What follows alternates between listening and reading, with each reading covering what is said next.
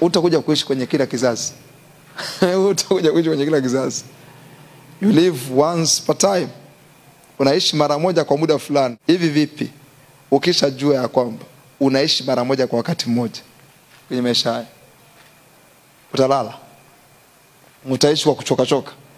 Mimi nawaambia kuna vitu bado havijapaga hasira.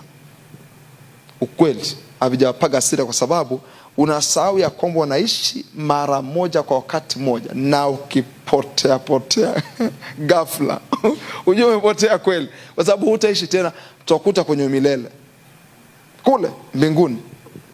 Once you know that, you live per time. Mimi nakwambia ukiweka lengo la maombi, mzee, huu mwili hautakuendesha, kwa sababu unaishi mara moja kwa wakati mmoja kwenye maisha haya. Isaac Newton sasa hivi tunamsoma tu, yani kuishi kwake ni aliyoyafanya, ila yeye hayupo physically. Mkono mwenye bidii utatawala. Wanaume wengi wanamalizwa sasa hivi, wanaume wengi wanakosa mguso sasa hivi, na wanawake wanakuja kwa kasi. Mimi naona kabisa hapa kuna shida itakuja kutokea mbele kama Bwana Yesu atawahi, kwa sababu wanaume wengi wanauawa na mpira. Mtu anashabikia mpira mpaka akili yake yote inaisha. Mtu anauelezea mpira, hawezi kuelezea umaskini wa maisha yake na namna gani unaweza kuondoka umaskini. Yani mtu anaweza kuwa yuko pale stendi hapa kama anaielezea timu ya Simba na namna gani wakichukua mchezaji fulani wakamnunua wakamweka pale wanaweza kuongoza ligi. Mhubiri 9:10.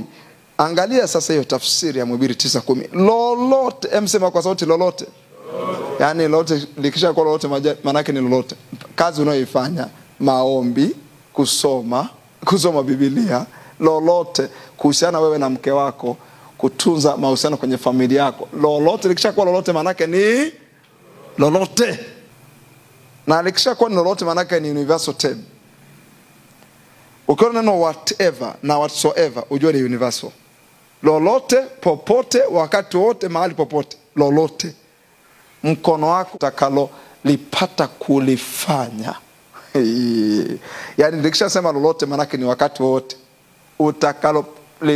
Utakalopata kulifanya, iwe ni asubuhi au jioni, lifanye kwa nguvu zote. Angalia anachosema, ulifanye kwa nguvu zako, kwa kuwa hakuna kazi wala shauri wala maarifa wala hekima huko zimuni ndapo. You better do something today. Bora ufanye kitu sasa hivi, kwa sababu kule unakokwenda hauta apply hivyo vitu. Unaenda ku apply hekima mbinguni wewe kama nani? Ndio Biblia inasema temu ya kule wakati ile ilikuwa ni kuzimu. Kwa sababu walikwenda kuzimu kwanza ya